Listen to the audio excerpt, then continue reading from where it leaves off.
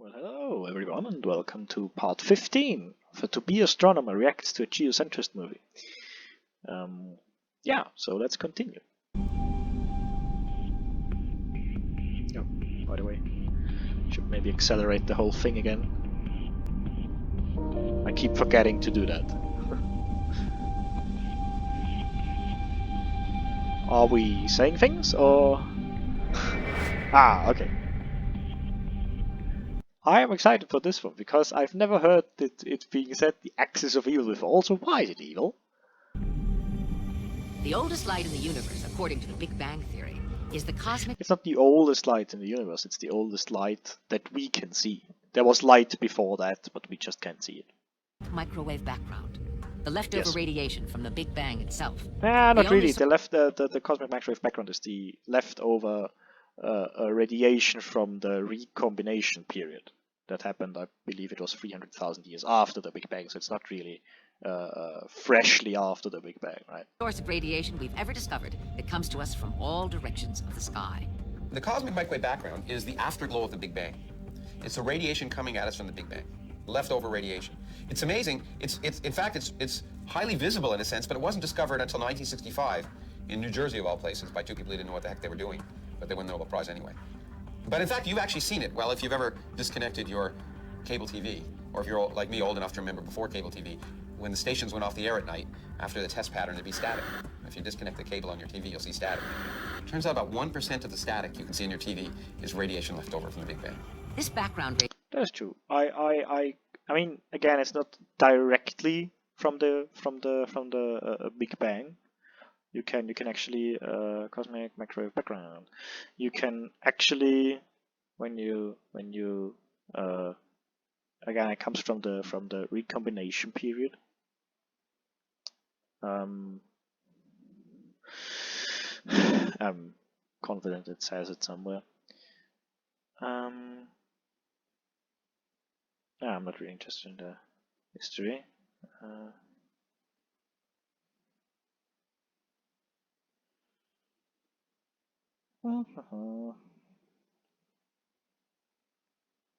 Yeah, the period of recombination. This is how I know it, really. Yeah, 380,000 years after the Big Bang. I said 300,000. It's more than it's closer to 400,000, somewhere in there, you know. So not directly from the Big Bang, but like from the aftermath of the Big Bang, if you will. But it's still very important. radiation should be isotropic. It should define no special direction in the universe, and certainly not one related in any way to us. Max Tegmark decided to look at the cosmic microwave background in a new way, and he discovered something amazing. I decided to look at the data in a different way by separating it into what we call spherical harmonics. And each one of those harmonics corresponds to a picture you can look at on your screen. And I wrote this computer program in like 3 in the... Spherical harmonics are also like used in quantum mechanics when you look at the probability of, or like more like atomic physics, really. When you look at the probability of where an electron is, you have probably seen in school these pictures of the probability amplitudes, those probability clouds, if you will, that surround the nucleus. Spherical harmonics are also important right there, so those are rather complicated. The morning was done, and I hit enter, and poof, up came a picture, and whoa. I mean, that's not necessarily a consequence of the spherical harmonics. I think you can do that without spherical harmonics, but whatever. Yeah, I'm aware that those pictures exist. Those I believe I've talked about them before, right? The microwave background observations with Planck that were done in 2013. I believe I talked about those, that there were, that again you can compose the sky in spherical harmonics. I maybe even mentioned that earlier. And there's a monopole term, a dipole term, and there's even multipoles, and that there's even higher than a quadrupole. But I have also mentioned how we are able to explain those, so you know, they aren't surprising. Crazy. I had typed in 2, which was the lowest one of these modes. So he said that he typed in 2. there are spherical harmonics for like a monopole and a dipole, right? And the dipole is more important than the quadrupole, actually. Now that I think about it, so yeah, I mean you can talk about the multipoles, but you know. Again, I mentioned, just so you hear it again, the multipole is thought to be a result of some small changes, some perturbations in the very early stages of the universe, like before the recombination epoch. Everything was a hot and dense plasma, and when plasma condenses to other stuff, that is called recombination, because the electrons recombine with the nucleons, right? And there were most likely some differences in the distribution because due to pressure and gravity and things, and this triggered fluctuations in all of those densities. And when the recombination was able to happen, the universe expanded really quickly, and then there were regions where there was more of the plasma that recombined and areas where there were less, right? This is how we explain the multipole. There is also dipole anisotropy, which I don't recall what that is from. I think it has something to do with our own velocity relative to the redshift, I believe. But there are, I think the jury is still out on that one. Yeah.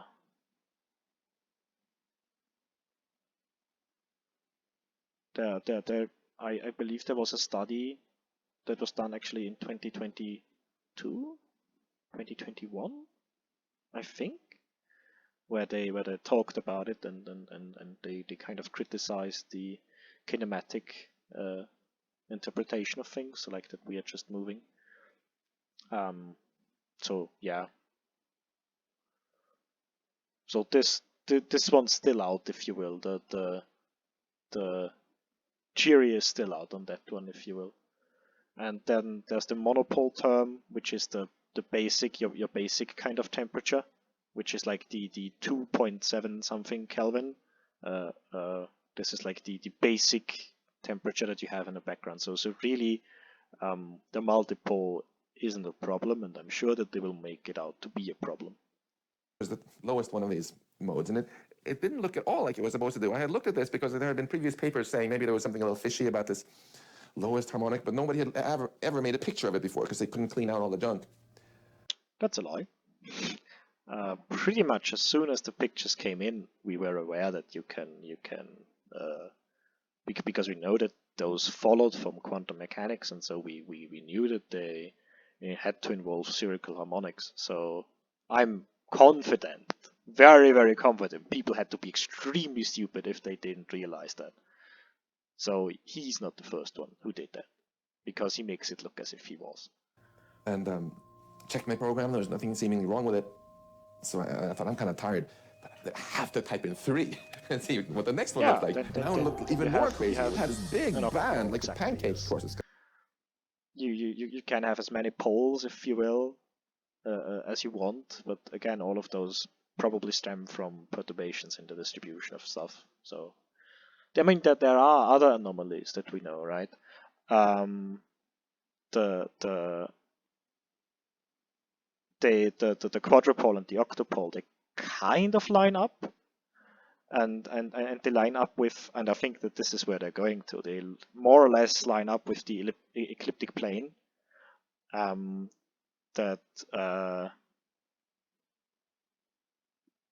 Which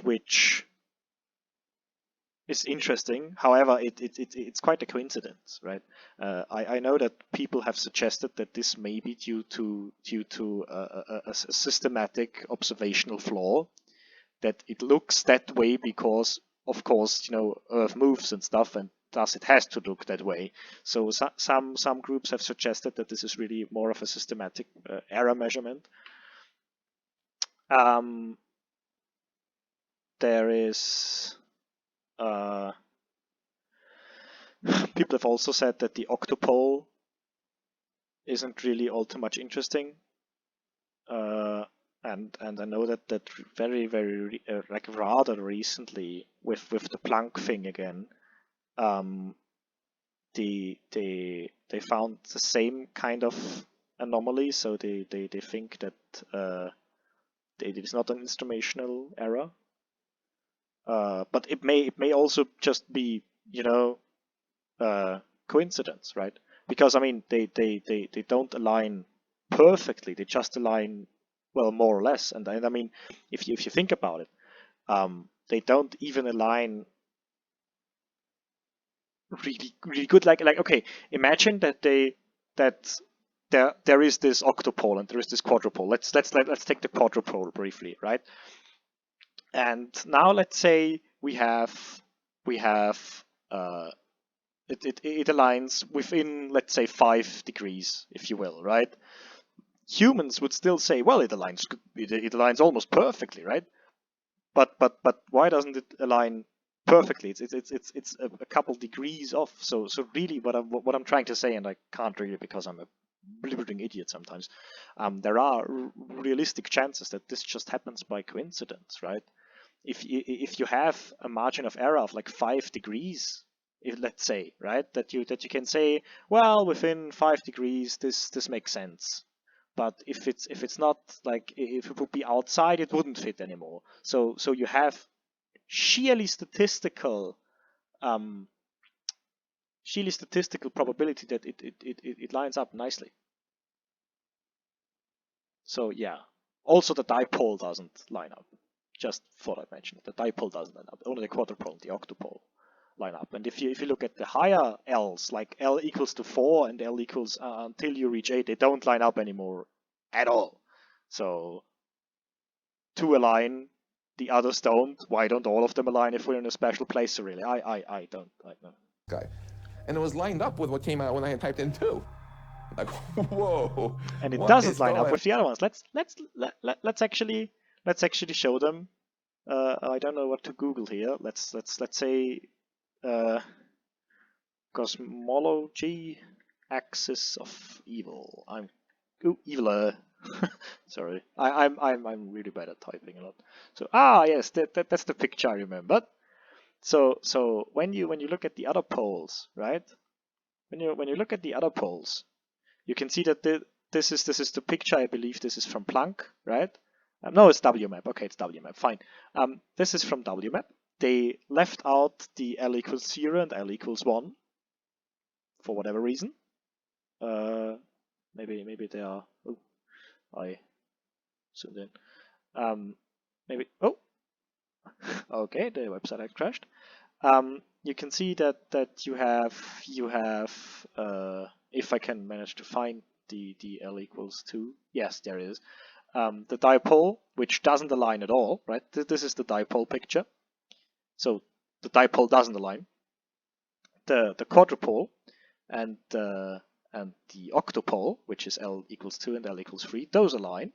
L equals 4 doesn't, L equals 5 doesn't, L equals 6 doesn't, L equals blah, blah, blah, and you know, and if you take like the first 10 of these L's, if you will, right, and you just say that, oh, 2 of them align, oh, that must be magic, they align with the equinoxes and the ecliptic.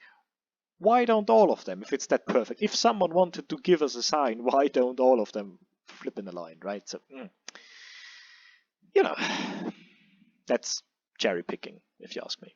On here. So we mentioned this sort of in passing at the end of our paper, that there was this funny alignment which later got dubbed the axis of evil.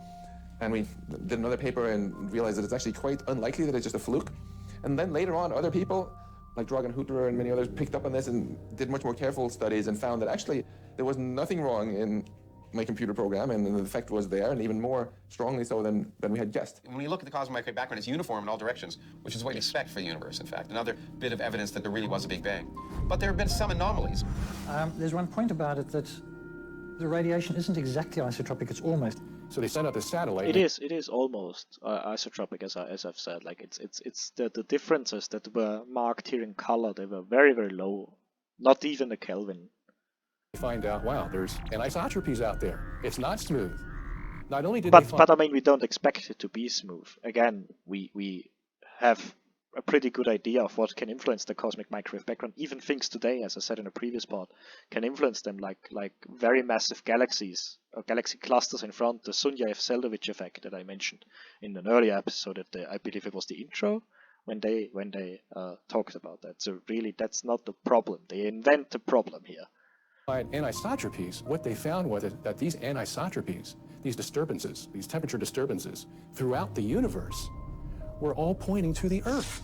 This is if you... How would one of those point to the Earth if only L2 and L3 align within, a certain degree, and the others don't? Also, how can radiation that comes from every direction point towards something? Radiation doesn't point.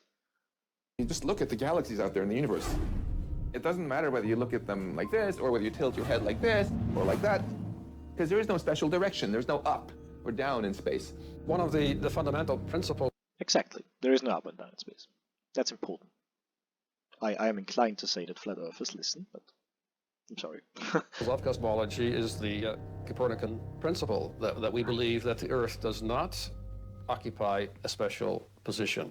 Yet, there is this very special direction imprinted in these baby pictures of the universe. And so, if there is a special direction, which one is it? Could you tell me, please? Which one is it? Is it this special direction, or is it this one, or is it this one that goes straight up, or is it this one at the very bottom here?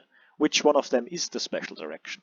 Is it this one that you can see in the, or is it the one that you can see in the dipole? How come that there are many different so-called special directions, eh? it's pretty clear now, since many different groups have hammered at this, that it's real. It's in there in the data. What's much less clear is what it means. The cosmic microwave background alignments do not define a center, but again, when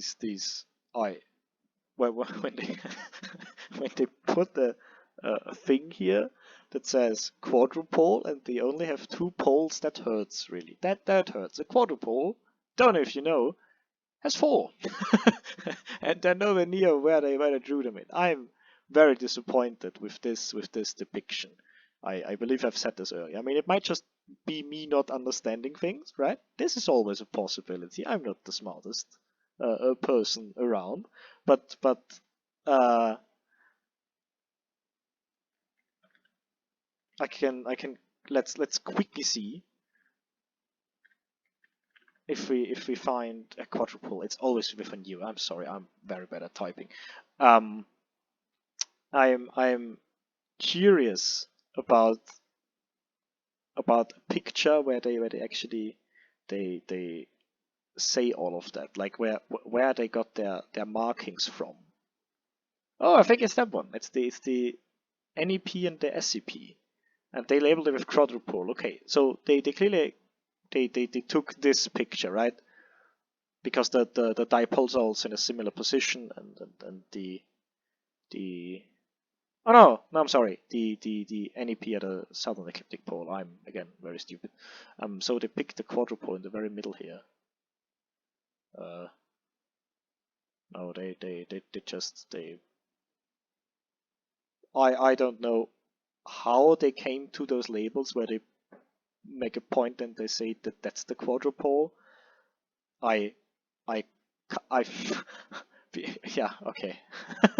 I can't find them. Oh, it's also, oh god, we are over time. I'm sorry. With that, thank you very much for watching. Please feel inclined maybe to leave a like and stuff, and I'll see you in the next part.